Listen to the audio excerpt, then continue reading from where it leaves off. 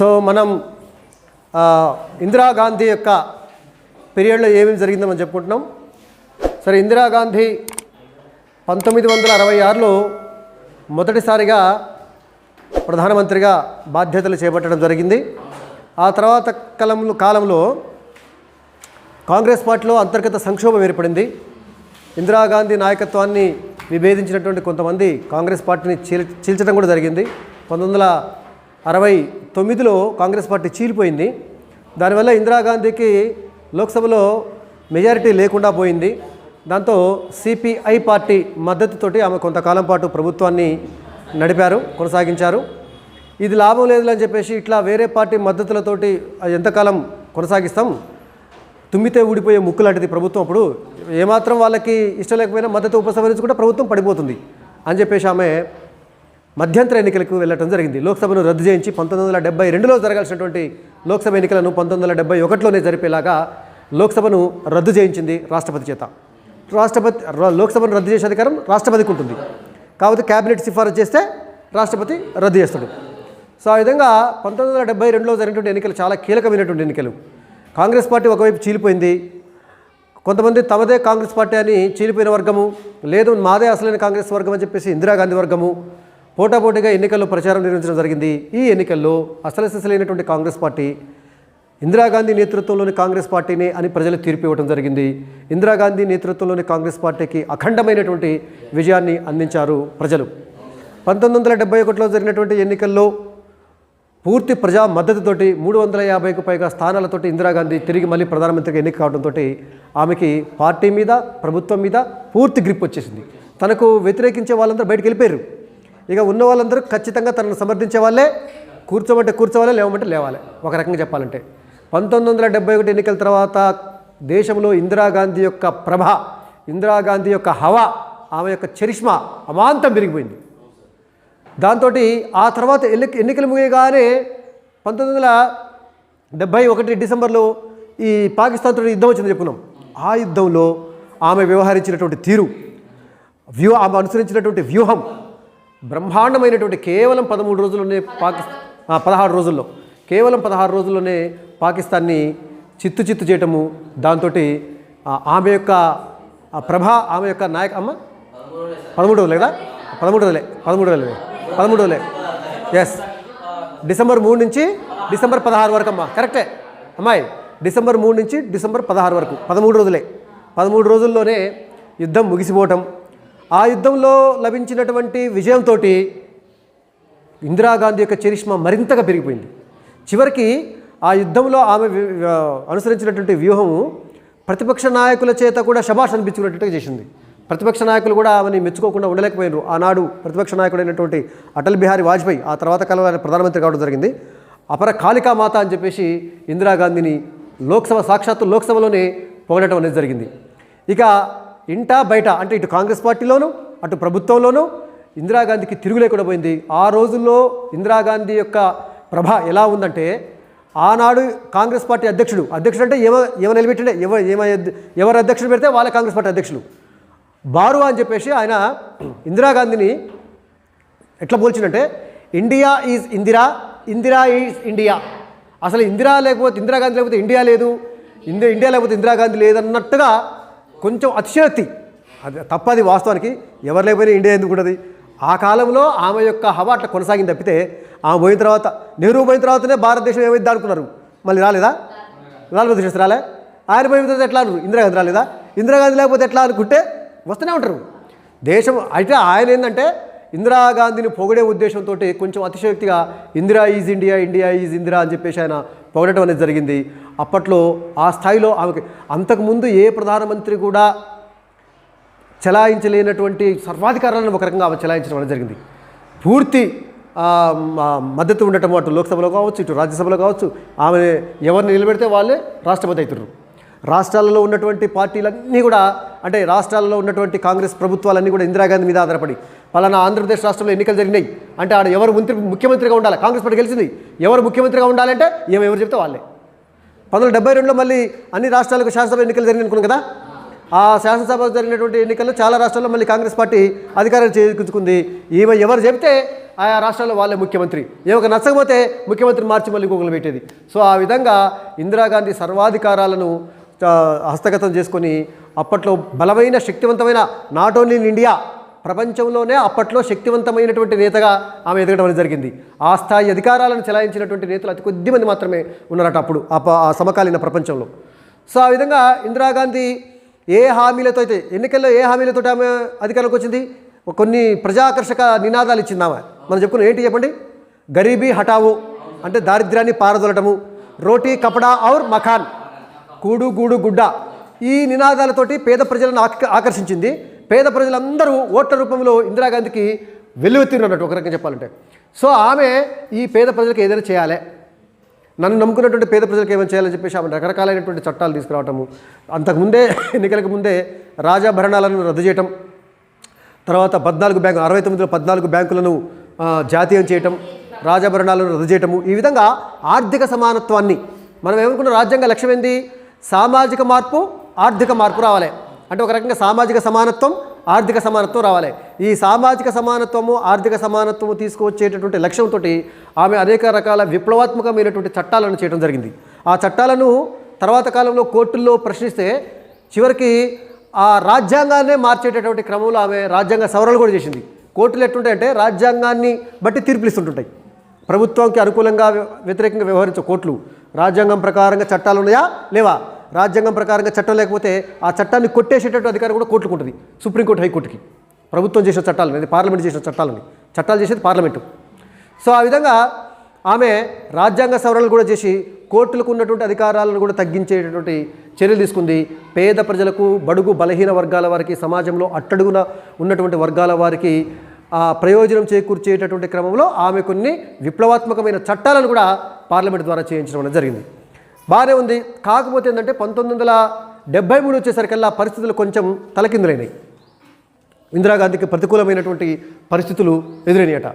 ఆ కాలంలో 1973లో ఈ అరబ్బులకు ఇజ్రాయెల్ దేశానికి మధ్య యుద్ధం జరిగింది.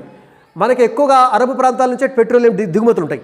మన దేశంలో మనకి లభించే పెట్రోల్ చాలా తక్కువ, ఎక్కువ మనము ఇంపోర్ట్స్ మీదనే, దిగుమతుల మీదనే ఆధారపడతాం. ఇప్పుడు కూడా పెట్రోలియం గురించి అక్కడ యుద్ధ వాతావరణం రావడంతో మనకి పెట్రోల్ సరఫరా అనేది ఆగిపోవడం అనేది జరిగింది.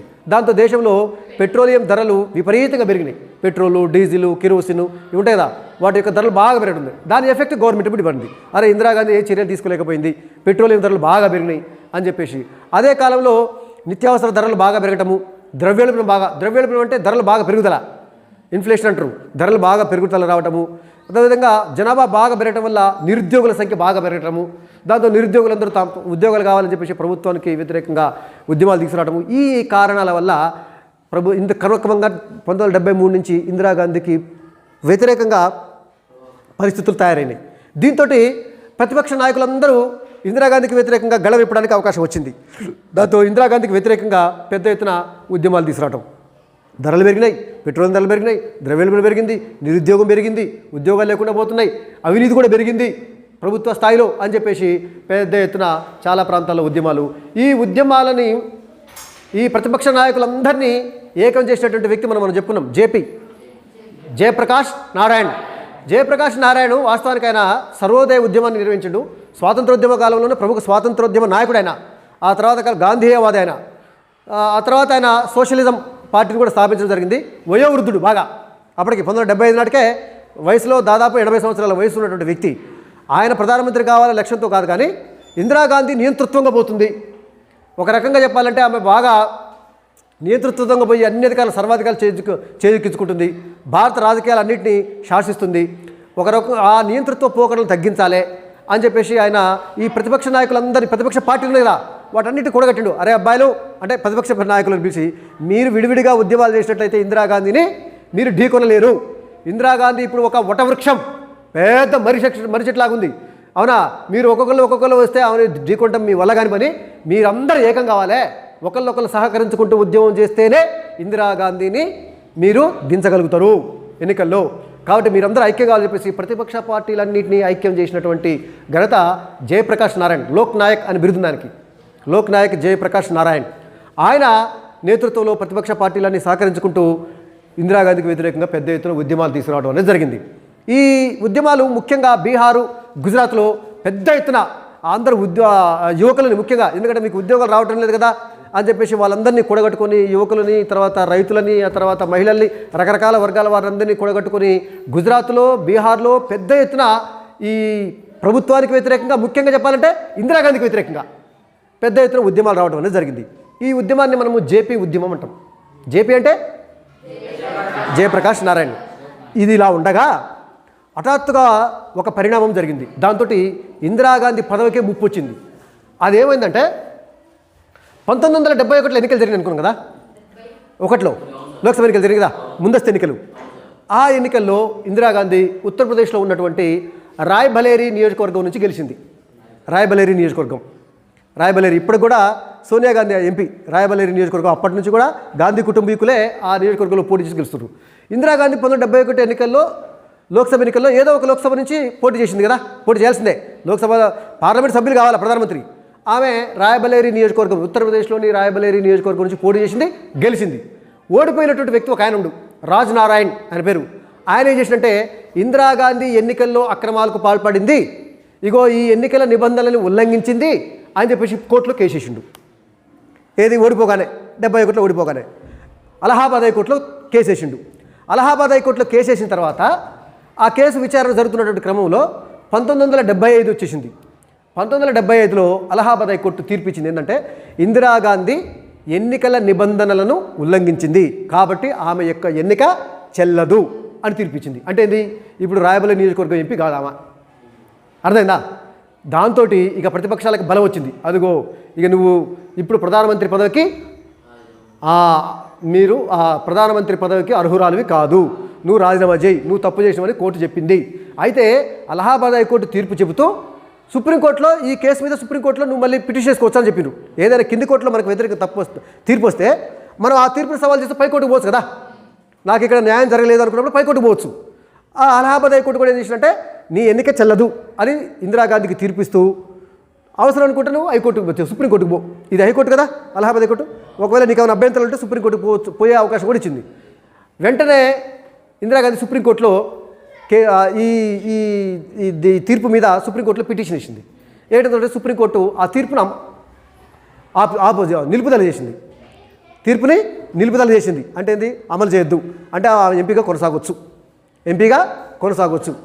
అయినా కూడా దేశవ్యాప్తంగా ప్రతిపక్షాలు ఇందిరాగాంధీకి వ్యతిరేకంగా పెద్ద ఎత్తున ఉద్యమాలు తీసుకొచ్చారు. ఎక్కడ చూసినా కూడా అన్ని పార్టీలు కలిసినాయి. ఇప్పుడు విడివిడిగా చేయట్లే, ప్రతిపక్ష పార్టీలు అన్నీ కలిసి పెద్ద ఎత్తున ఇందిరాగాంధీకి వ్యతిరేకంగా ప్రతి నగరంలో, ప్రతి పట్టణంలో పెద్ద ఎత్తున ఉద్యమాలు తీసుకొచ్చింది. దీంతో ఇందిరాగాంధీ ఏం చేయాలో పాల్గొనటంలే.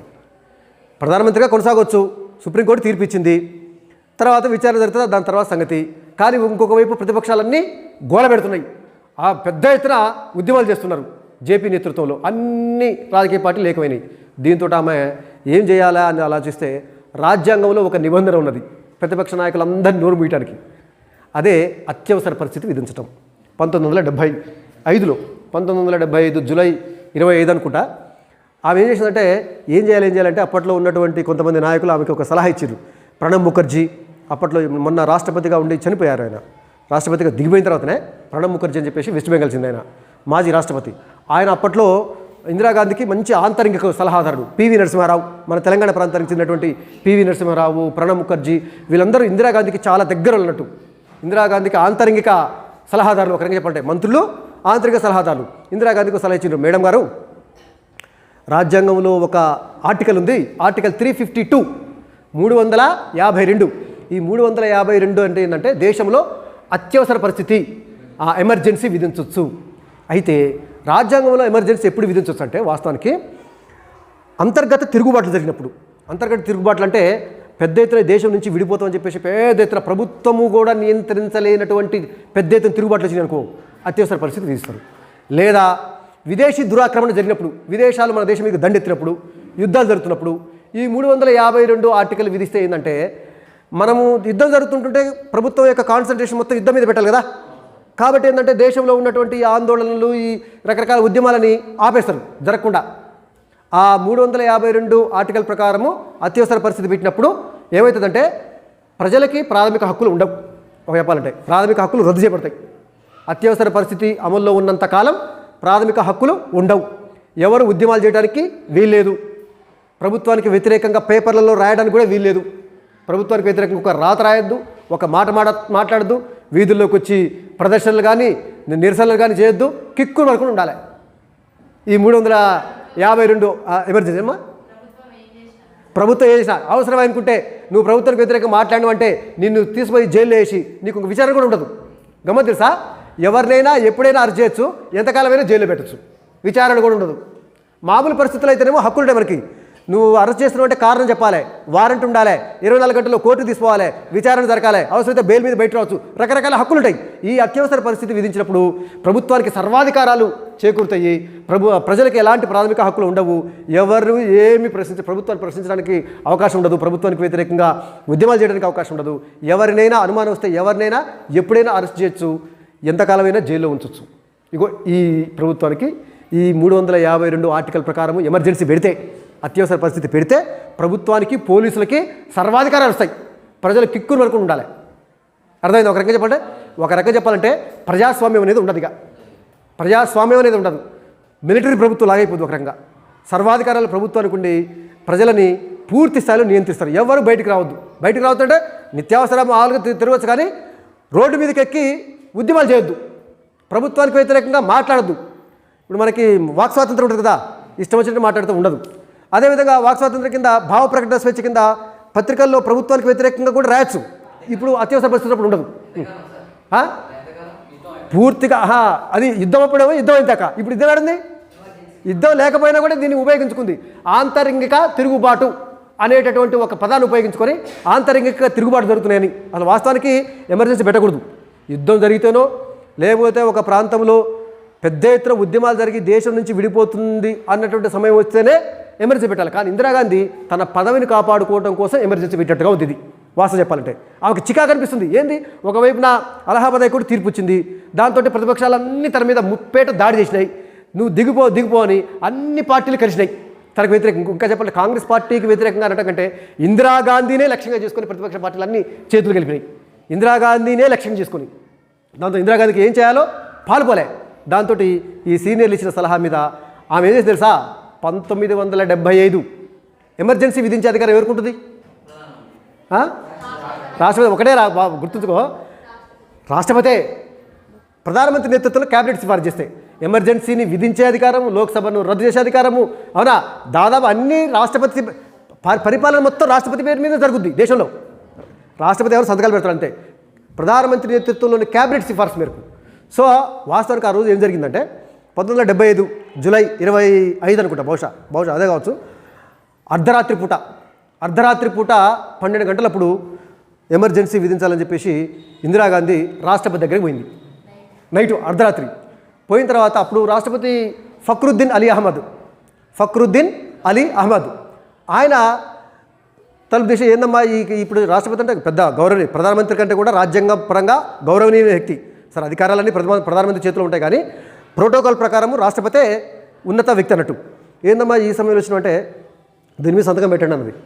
అంటే ఆయన కళ్ళజోడు సరుచుకొని ఏందమ్మా అంటే ఎమర్జెన్సీ విధిస్తున్నా సంతకం పెట్టు అనే సరికల్లా సంతకం పెట్టేసిండు. ఇప్పుడేందమ్మా ఈ అర్ధరాత్రి పూట ఏంది ఎమర్జెన్సీ ఎందుకు విధిస్తున్నావు, ఒక్క మాట కూడా మాట్లాడలేదట రాష్ట్రపతి. వాస్తవానికి రాష్ట్రపతి కొంత విచక్షణ తోటి మాట్లాడాలి, కొంచెం దీని మీద సంతకం పెట్టొచ్చా పెట్టకూడదా నచ్చ చెప్పడం చేయాలి. అంటే అప్పుడు ఆమె యొక్క అధికారాలు అట్టునేనట్టు. అసలు ఫక్రుద్దీన్ అలీ అహ్మద్ నిలబెట్టిందే ఇందిరాగాంధీ, ఏది రాష్ట్రపతిగా. ఎందుకంటే రాష్ట్రపతిని ఎన్నుకునేది ఎవరు? ఎంపీలు, ఎమ్మెల్యేలు. లోక్సభ రాజ్యసభకు ఎన్నికైనటువంటి ఎంపీలు, అన్ని రాష్ట్ర శాసనసభలకు ఎన్నికైనటువంటి ఎమ్మెల్యేలు అందరు కాంగ్రెస్ పార్టీ వాళ్ళు కదా. సో ఏమో ఫక్రుద్దీన్ అలీ అహ్మద్ని నిలబెట్టింది. అందరూ కాంగ్రెస్ పార్టీకి మెజార్టీ కదా, ఎంపీలు ఎమ్మెల్యేలు ఎక్కువ ఉన్నారు కదా, ఆయన రాష్ట్రపతి అయ్యాడు. దాంతో ఫక్రుద్దీన్ అలీ అహ్మద్ ఎమర్జెన్సీ విధిస్తూ అర్ధరాత్రి పూట ఉత్తర్వులు జారీ చేస్తే తెల్లారేసరికల్లా దేశంలో ఉన్న ప్రతిపక్ష నాయకులు అందరూ జైల్లో పోయారు.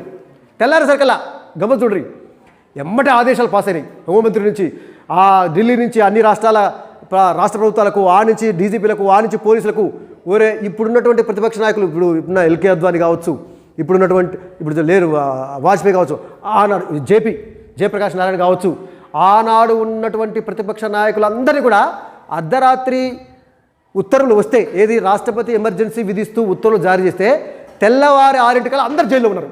కథం. తెల్లవారుజాము 3 4 వచ్చుడు, తలుపు కొట్టుడు, తీసుకుడు, పోలీసులు రావడం, అరెస్ట్ చేసి తీసుకోవడం. ఎందుకంటే ఎమర్జెన్సీ విధించారు. ఇంకా ఎలాంటి వారెంట్ ఉండదు. అప్పుడు మామూలు పరిస్థితులు అయితేనేమో కారణం చూపాలి. ఒక పోలీసు మనకి అరెస్ట్ చేయడానికి వచ్చిననుకో, ఉత్తపురానికి అరెస్ట్ చేయడానికి కుదరదు. నా మీద ఏం కేసు ఉంది, వారెంట్ చూపించాలి, ప్రూఫ్ చూపించాలి. ప్రూఫ్ చూపిస్తేనే అరెస్ట్ చేయాలి. ఇక ప్రూఫ్లు గిరిఫ్లు ఉండవు. అత్యవసర పరిస్థితి వచ్చింది కదా, కథం తీసిపోయారు. మొత్తం ప్రతిపక్ష నాయకులు అందరూ జైల్లో పడ్డారు. ఇక ఇప్పుడు కిక్కురు అనేటువంటి లేరు. ఎవరు ఉద్యమాలు చేయకూడదు, ఎవరు రోడ్డు మీద ప్రదర్శనలు ఇవ్వకూడదు, ప్రభుత్వానికి వ్యతిరేకంగా మాట్లాడకూడదు. ఈవెన్ వార్తాపత్రికలు కూడా ప్రింట్ అయ్యేటప్పుడు ప్రభుత్వం దగ్గరికి పోయిన తర్వాత వాళ్ళు సెన్సార్ చేసి, సెన్సార్ అంటే ఏ వార్త రాయాలా, ఏ వార్త రాయకూడదు, ప్రభుత్వానికి వ్యతిరేకంగా ఒక్క వార్త కూడా రాయకూడదు. వాళ్ళు ప్రూఫ్ రీడింగ్ చేసిన తర్వాతనే ప్రింట్ చేయాలి. ఏదైనా ప్రభుత్వానికి వ్యతిరేకంగా ఒక వార్త ఉందంటే దీన్ని కట్ చేసి ప్రింట్ చేయాలని చెప్పేది. లేకపోతే వాడి వార్తాపత్రిక బంద్ అవుతుంది. ఒక రకంగా నియంత్రితమే కదా, నియంత్రితమే. ప్రజాస్వామ్యం అనేది పూర్తిగా ఫ్రీజ్ అయిపోయింది, ఆగిపోయిందిగా. ఇక నియంత్రితం ఏర్పడింది. ఇందిరాగాంధీ నేతృత్వంలో పోలీసు రాజ్యం వచ్చేసినారు ఒక రకంగా చెప్పాలంటే. ఇది ఇప్పటికీ కూడా భారతదేశంలో, భారతదేశ ప్రజాస్వామ్య వ్యవస్థలో చీకటి రోజులు అంటారు ఎమర్జెన్సీని. ఇందిరాగాంధీ యొక్క నాయకత్వ ప్రతిభ ఎంత ఉన్నా, పేద ప్రజలకు ఆమె న్యాయం చేసేందుకు, ఈ ఆర్థిక సమానత్వాన్ని, సామాజిక సమానత్వాన్ని తీసుకొచ్చేందుకు, పేద ప్రజల కోసం ఆమె ఎన్ని చేసినా ఈ ఎమర్జెన్సీ విధించడం అనేది కాంగ్రెస్ పార్టీకి కానీ, ఇందిరాగాంధీ కానీ ఒక మచ్చ వాస్తవం చెప్పాలంటే. ఎందుకంటే ప్రజాస్వామ్యం నువ్వు ఒక రకంగా కమ్యూనిస్టు రాజ్యంలాగా అయిపోయింది. కమ్యూనిస్ట్ రాజ్యంలో ఇలాంటివి ఉండవు కదా, మనం చెప్పుకున్నాం కదా. కమ్యూనిస్ట్ రాజ్యాల్లో ప్రజలకు స్వేచ్ఛ స్వాతంత్రాలు ఉండవు, వాక్ స్వాతంత్రం ఉండదు, పత్రికా స్వేచ్ఛ ఉండదు. ఆ విధంగా అయిపోయింది. దాంతో ఎంతకాలము అని నీకు డౌట్ వచ్చింది కదా. పూర్తి వ్యవస్థ మొత్తం నా నియంత్రణలోకి వచ్చింది, నా కంట్రోల్లోకి వచ్చింది అన్నంతకాలం. గమ్మత్ ఏంటంటే దీని మీద కొంచెం మనం ఎక్కువ మాట్లాడుకుంటున్నాం. ఎమర్జెన్సీ విధించిన తర్వాత పార్లమెంట్ ఆమోదం పొందాలి, లేకపోతే ఎమర్జెన్సీ తీసేయాల్సి వస్తుంది ఆటోమేటిక్గా. పార్లమెంట్ ఆమోదం పొందాలంటే పార్లమెంట్ సమావేశమైంది. పార్లమెంట్లో ఉన్న వాళ్ళు ఎవరు? మొత్తం కాంగ్రెస్ పార్టీ సభ్యులేనా? ఇందిరాగాంధీకి వ్యతిరేకంగా మాట్లాడే దమ్ము ధైర్యం ఉంది ఎవరికైనా? కథం అయిపోయారు. సో పార్లమెంటు పాస్ చేసింది, ఆమోదించింది. దీన్ని ఎంతకాలం కొనసాగించండి తెలుసా? రాజ్యాంగం ప్రకారము ఎంతకాలమే కొనసాగించవచ్చు. సంవత్సరం అయిపోయిన తర్వాత మళ్ళీ ఒకసారి పార్లమెంట్ సమావేశం కావాలి. సమావేశమై మళ్ళీ దాన్ని కొనసాగిస్తూ, ఒక సంవత్సరం పాటు కొనసాగిస్తూ మళ్ళీ ఆమోదించాలి. ఆమోదిస్తే మళ్ళీ ఒక సంవత్సరం, మళ్ళీ ఆ సంవత్సరం తర్వాత మళ్ళీ సమావేశమై మళ్ళీ ఒక సంవత్సరం పాటు కొనసాగించుకుంటూ మళ్ళీ ఆమోదిస్తే, పార్లమెంట్ ఆమోదిస్తే మళ్ళీ సంవత్సరం. ఇలా ఎన్ని సంవత్సరాలు రాజ్యాంగంలో లేదు, ఎన్ని సంవత్సరాలు పెట్టచ్చు. ఒక రకంగా నియంతృత్వం అయిపోయింది ఇక. సో ఇందిరాగాంధీ ఇంకా అనుకున్నారు, అమ్మ ఈమె ఎంతకాలం పనిచేస్తుంది, అసలే మామూలు వ్యక్తి కాదు ఇందిరాగాంధీ. ఒక్కొక్కరు ప్రతిపక్షాల యొక్క చెమడాలు నడుస్తుంది ఒక్కొక్కరిని. అవునా? తన పార్టీలో తనకు తిరిగి లేకుండా చేసింది, ప్రతిపక్ష నాయకులందరినీ కూడా జైలు వేసేసింది. ఇక ఎంతకాలం పరిపాలిస్తుంది ఏమా అనుకున్న క్రమంలో ఎమర్జెన్సీ కాలంలో ఏం జరిగిందో ఒకసారి చూద్దాం. ఎమర్జెన్సీ కాలంలో 1975 నుంచి ఎమర్జెన్సీ కాలంలో ఈ ఉద్యమాలు లేవు. ప్రభుత్వానికి వ్యతిరేకంగా ఉద్యమాలు చేసుడు కానీ, లేదా విమర్శించడం కానీ ఇవన్నీ ఏవి లేవు. కాకపోతే ఏంటంటే కొన్ని మంచి పనులు జరిగినాయట. అదేంటంటే ధరలను అదుపు చేయడానికి ఇందిరాగాంధీ ఈ 14 సూత్రాల పథకము ఒకటి తీసుకురావటము. ఈ బ్లాక్ మార్కెట్ చూసినావు, వస్తువులన్నిటి తీసిపోయి పెద్ద పెద్ద వ్యాపారస్తులు బ్లాక్ చేసేసి, అవునా, ధరలు పెరిగిన తర్వాత ఒక్కొక్కటి తీసి అమ్ముతుంటుంటారు. ఆ బ్లాక్ మార్కెట్ చేసేటట్టు వాళ్ళందరినీ వెతికి పట్టుకొని వాళ్ళని శిక్షించి ఆ బ్లాక్ మార్కెట్కు తరలినటువంటి వస్తువులన్నింటినీ బయటికి ఇప్పించడం. దానివల్ల ఏమైందంటే జనాలకి వస్తువులు అందుబాటులో ఉండటం, ధరలు తగ్గటం. ఇది జరిగింది. ఇది ఒక మంచి పని జరిగింది. ఇది ఒకటి జరిగింది. అదే అంటే ద్రవ్యోల్బణం కొంచెం అదుపులోకి తీసుకురావటము, ఆ తర్వాత ధరలను తగ్గించడము, బ్లాక్ మార్కెట్లో నియంత్రించడము, ఇలాంటి కొన్ని వెట్టి చాకిరీలకు వ్యతిరేకంగా కూడా కొన్ని ఉద్యమాలు సాగటము. ఆమె పేద ప్రజలకు అనుకూలంగా కొన్ని రాజ్యాంగ సవరణ చేసింది. అయితే ఈ కాలంలో గమనించదగ్గ విషయం ఏంటంటే 42వ రాజ్యాంగ సవరణ, ఇందిరాగాంధీ చేసినటువంటి 42వ రాజ్యాంగ సవరణ. దీనికంటే ముందు ఒక చిన్న విషయం చెప్తా. ప్రభుత్వానికి బాగా అపకీర్తి, చెడ్డ పేరు తీసుకొచ్చినటువంటి కొన్ని పథకాలు ఏంటంటే, ఈ పట్టణాలకు అవుట్స్కట్స్లో మురికివాడలు ఉంటాయి చూసిరా, స్లమ్ ఏరియా అంటాం. స్లమ్ ఏరియా అంటే గ్రామీణ ప్రాంతాల నుంచి మనకు ఒక లెసన్ ఉంటుంది పేపర్ 1లో, పట్టణీకరణ పాఠంలో. గ్రామీణ ప్రాంతాల నుంచి రకరకాల పనులను వెతుక్కుంటూ పట్టణాలు కొంతమంది వలసపోతారు కదా, వాళ్ళు పట్టణాల చివరిలో చిన్న గుడిసెలు వేసుకొని, జాగాలను ఆక్రమించుకొని చిన్న గుడిసెలు వేసుకొని ఉంటుంటారు. ఈ గుడిసెలు వేసుకున్నటువంటి క్రమంలో అది ఒక చిన్న కాలనీ అయిపోతుంది. ఆ తర్వాత అది ఒక పెద్ద మురికివాడ అవుతుంది. ఎందుకంటే ప్రభుత్వ దృష్టిలో అదంతా ప్రభుత్వ స్థలం, వాళ్ళు వచ్చి అక్రమంగా ఉంటున్నాడు, వాళ్ళ స్థలం కాదు అది. ప్రభుత్వం ఏం చేస్తుంది, మీరు అక్రమంగా ఆక్రమించుకుని చెప్పేసి వాళ్ళకి రోడ్లు వేయదు, కరెంటు సౌకర్యం కల్పించదు, మంచినీరు కూడా అందించదు. ఎందుకు వాళ్ళు వచ్చి అక్రమంగా ఆక్రమించుకొని ఉంటుర్రు, పర్మిషన్ లేకుండా ఉంటుర్రు అని చెప్పేసి ఈ ఎమర్జెన్సీ కాలంలో ఈ అక్రమంగా నిర్మించినటువంటి మురికి వాడలన్నిటి బలవంతంగా తొలగించినట. మొత్తం బుల్డేజర్ వచ్చేసి బలవంతంగా పోలీసులు వచ్చేసి వాటన్నిటి కూలగొట్టారు. దీనివల్ల ప్రజలలో కొంత వ్యతిరేకత, ఎందుకంటే వాళ్ళు పొట్ట చేత పట్టుకొని పట్టణాలకు వచ్చి ఏదో రిక్షా దొక్కుకోవటమో లేకపోతే ఇళ్లలో పనిచేసడో చిన్న చిన్న కూలి పనులు చేసుకుని బతికేటటువంటి వాళ్ళందరూ ఈ అవుట్స్కట్స్లో పట్టణాలకు అవుట్స్కట్స్లో ఏరియాలో ఉంటే ఈ పట్టణాల విస్తరణకు వాళ్ళు అడ్డుగా ఉన్నారు. ఎందుకంటే ఇష్టం వచ్చినట్టు గజిబిజి కట్టుకుంటారు. పట్టణాలేమో ఒక ప్లాన్ ప్రకారము విస్తరిస్తుంటుంటాయి.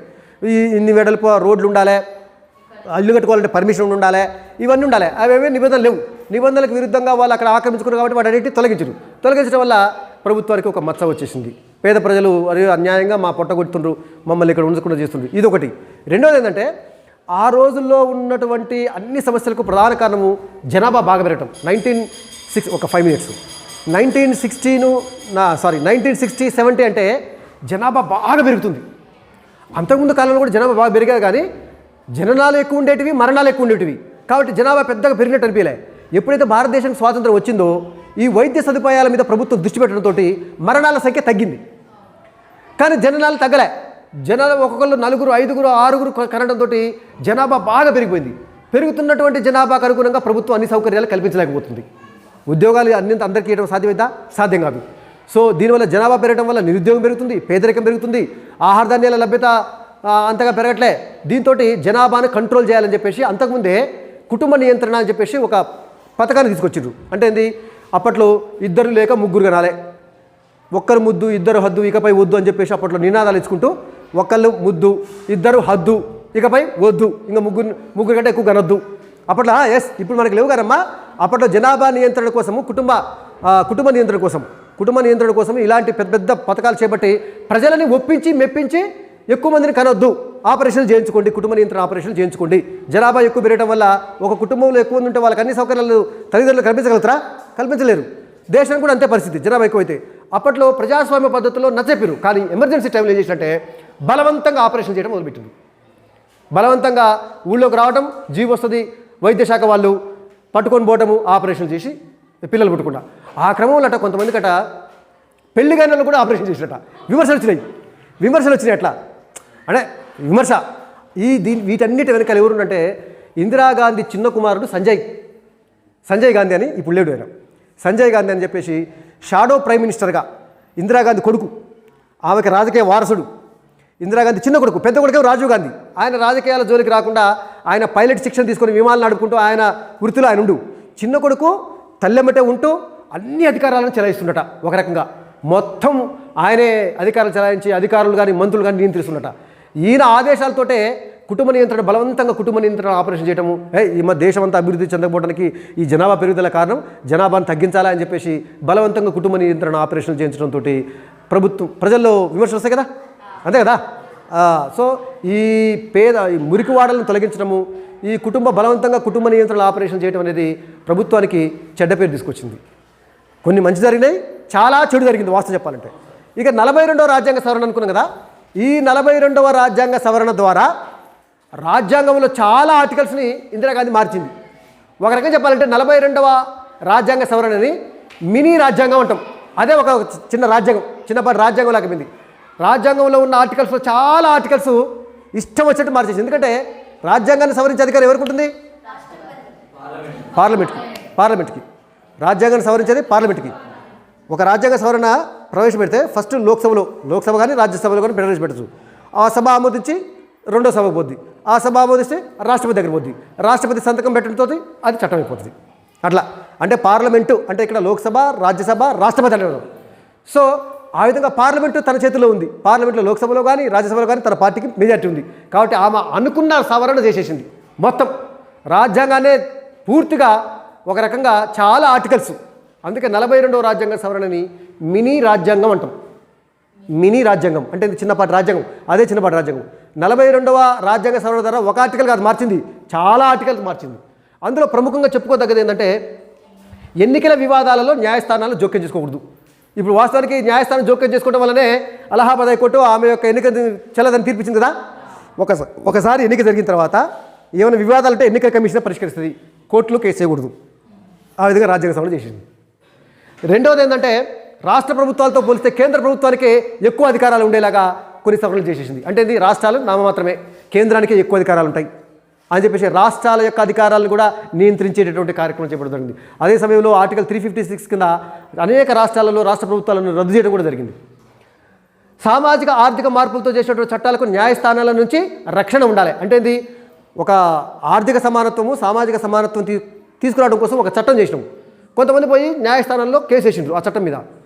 అలా రాజ్యాంగం కోర్టులు ఏం చేస్తాయి, రాజ్యాంగం ప్రకారం చూసి ఒకవేళ చెల్లకపోతే ఇది చెల్లదని తీర్పిస్తుంది.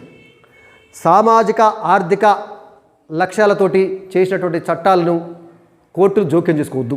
ఉదాహరణకి రాజాభరణాలు రద్దు చేసింది, అది మంచిదే, పేద ప్రజలందరూ హర్షించారు. కానీ కోర్టులో కేసేస్తే కోర్టులు ఆ రాజులకు అనుకూలంగా తీర్పిచ్చింది. ఎందుకంటే ఆ రోజుల్లో భారత ప్రభుత్వంతో జరిగినటువంటి ఒప్పందాల్లో భాగంగా భారత ప్రభుత్వమే వాళ్ళకి పెన్షన్ చెల్లిస్తానని ఒప్పుకుంది. కాబట్టి మీరు ఇప్పుడు పెన్షన్ చెల్లించము అనడము న్యాయం కాదు, చెల్లించాల్సిన తీర్పిచ్చింది. దాంతో ఏం చేసింది, రాజ్యాంగ సవరణ చేసేసింది. సో ఆ విధంగా సామాజిక ఆర్థిక మార్పు తీసుకువచ్చే లక్ష్యంతో ఏ చట్టాలు అయితే చేస్తామో ఆ చట్టాలను కోర్టుల నుంచి రక్షణ, కోర్టులు వాటి మీద తీర్పు చెప్పొద్దు. ఆ విధంగా న్యాయ వ్యవస్థ పార్లమెంటుకు లోబడి పనిచేయాలి. ఇది కూడా చాలా తప్పు. ఎందుకంటే న్యాయ వ్యవస్థకు ఉండేటటువంటి అధికారులు న్యాయ వ్యవస్థకు ఉంటాయి, పార్లమెంటుకు ఉండే అధికారులు పార్లమెంటుకు ఉంటాయి. సో ఇప్పుడు ఏమైందంటే పార్లమెంటుదే పై చేయి, న్యాయ వ్యవస్థ కూడా పార్లమెంటుకు లోబడి ఉండాలి. అంటే ఈ చేసినటువంటి అన్ని సవరణల యొక్క ప్రధానంగా ఈవెన్ ఈ 4 వాక్యాలు చెప్పొచ్చు. ఈ క్రమంలో దాదాపు చాలా ఆర్టికల్స్ని సవరించడం జరిగింది. సో దీంతో ఈ విధంగా 42వ రాజ్యాంగ సవరణ ద్వారా రాజ్యాంగాన్ని తన ఇష్టం వచ్చినటువంటి రీతిలో ఇందిరాగాంధీ మార్చివేయటం అనేది జరిగింది. ఇక ఇది దీంతో ఈ లెసన్ ముగిసిపోయింది. 1975లో 1975లో ఎమర్జెన్సీ పెట్టడంతో ఒక రకంగా 1975 వరకు చెప్పుకున్నాం కదా, 75 నుంచి 77 వరకు ఈ కార్యక్రమాలు చేపట్టడం జరిగింది. ఈ ఎమర్జెన్సీ పీరియడ్లో రకరకాలైనటువంటి చట్టాలు చేయటము, 42వ రాజ్యాంగ సవరణ చేయటము, బలవంతంగా కుటుంబ నియంత్రణ ఆపరేషన్లు చేయటము, ఈ సిటీలకు అవుట్స్కట్స్లో ఉన్నటువంటి మురికివాడలను బలవంతంగా తొలగించడము, ఏదేమైనా మొత్తానికి పేద ప్రజలు కొంత ఆగ్రహించారు. నువ్వు మా కోసం ఎన్ని కార్యక్రమాలు చేసినా నియంతృత్వంగా వ్యవహరించడం అనేది నచ్చలే. మరి ఈ చూడండి, మనం ఈ లెసన్ని 1947లో స్టార్ట్ చేసాం కదా. 47లో స్వాతంత్రం వచ్చినటువంటి ఆనందం ఒకవైపు, దేశవ్యాప్తంగా మత ఘర్షణ జరిగి రక్తం ఏర్లై పారింది. ఆ మత ఘర్షణలు జరిగినటువంటి చేదు అనుభవంతో మనం ఇన్నికి స్టార్ట్ చేసినాం 77లో. ఒక రకమైన బాధాకరమైనటువంటి విషయం, స్వాతంత్రం రావడం సంతోషకరమే, కానీ మత ఘర్షణలు జరగటం అనేది చాలా పీడకల లాంటి విషయం అది కదా. ఆ నుంచి స్టార్ట్ చేసినాము. ఆ తర్వాత కాలంలో ఎదురైనటువంటి అనేక సమస్యలను పరిష్కరించుకుంటూ భాషా ప్రయుక్త రాష్ట్రాల ఏర్పాటు కావచ్చు, తర్వాత సంస్థానాల విలీనం కావచ్చు, ఆ తర్వాత వచ్చేసి మనము ఈ హిందీ వ్యతిరేక ఉద్యమం కావచ్చు, రకరకాల ఉద్యమాలు, యుద్ధాలు, వాటన్నిటిని పరిష్కరించుకుంటూ దేశము మంచిగా పంచవర్ష ప్రణాళికల ద్వారా అభివృద్ధి చేసుకుంటూ చాలా చక్కగా రాజకీయ నాయకత్వం కూడా సాఫీగా మార్పు చెందింది. నెహ్రూ పోతే ఎవరన్నారు, వచ్చిండు శాస్త్రి పోతే ఎవరన్నారు, ఇందిరాగాంధీ వచ్చింది. ఇలా హ్యాపీగా పర్వాలేదు, మంచిగానే భారతదేశము ప్రజాస్వామ్యము పడవరిల్లుతుంది, మంచిగా కొనసాగుతుంది అనుకున్న దశలో ఈ 77 ముగిసింది. ఎట్ట ముగిసిందంటే మళ్ళీ ఒక ప్రజాస్వామ్యం ప్రమాదంలో పడిపోయింది కదా. ఇప్పుడు ఎమర్జెన్సీ పెట్టడంతో ప్రజాస్వామ్యము ప్రమాదంలో పడింది. ఈ ఎమర్జెన్సీ ఎంతకాలం కొనసాగుతుంది? ఎమర్జెన్సీ తీసేస్తారా? 1971లో ఎన్నికలు జరిగినట్టు ఎప్పుడు జరగాలి మళ్ళీ ఎన్నికలు? 71లో ఎన్నికలు జరిగింది. 71లో ఎన్నికలు ఎప్పుడు జరిగింది? 76లో జరగాలి. 71లో జరిగింది కదా. 5 ఏళ్ళ కంటే 76లో జరగాలి. 76లో ఎన్నికలు జరగలే. ఎమర్జెన్సీ పీరియడ్లో ఎన్నికలు జరగాల్సిన అవసరం లేదు. ఎమర్జెన్సీ ఎప్పుడు ఎత్తేస్తారో అప్పుడు జరగాలి. మరి ఎప్పుడు ఎత్తేస్తారు ఏమో ఎవరికి తెలియట్లే. 75లో పెట్టినటువంటి ఎమర్జెన్సీ 75, 76, 77 దాకా వచ్చింది. ఇంకా ఎమర్జెన్సీ తీసివేయలే, కొనసాగుతుంది. మరి ఎమర్జెన్సీ తీసేసిండ్రా? ఎప్పుడు తీసేసిండ్రు? మళ్ళీ ఎమర్జెన్సీ ఎత్తేసిన తర్వాత ఎలక్షన్స్ పెట్టినరా? ఏందనేది మనకి నెక్స్ట్ లెసన్లో ఉంటుంది. 1977 నుంచి 2000 సంవత్సరం వరకు జరిగినటువంటి పరిణామాలన్నింటి మనం నెక్స్ట్ లెసన్లో పరిశీలిస్తాం. సో ఇక్కడ చూడండి బాబు, 47లో మత ఘర్షణలు అనేటటువంటి ఒక విషాదకరమైనటువంటి పరిస్థితులలో ఇన్నింగ్స్ స్టార్ట్ చేసినాం. 75లో మళ్ళీ ఎమర్జెన్సీ తోటి ఒక రకమైన సంఘటిత పరిస్థితి. ఇది ఒక సంఘటిత పరిస్థితే, ఇది ఒక సంక్షోభ పరిస్థితే. కానీ మధ్యలో చాలా మార్పులు జరిగినాయి, మంచి మంచి విషయాలు జరిగినాయి, మంచి మంచి చట్టాలు వచ్చినాయి, మంచి బ్రహ్మాండమైన పరిపాలన కొనసాగింది. ఈ 75లో విధించినటువంటి ఎమర్జెన్సీ ఎప్పుడు ఎత్తేసినరా లేదా, ఇందిరాగాంధీ మరి ఈ ఎమర్జెన్సీ కాలంలో అటనే కొనసాగుతూ ఎంతకాలం ఉన్నది అనేది మనం నెక్స్ట్ లెసన్లో చూద్దాము. సో ఇది ఇక్కడ వరకు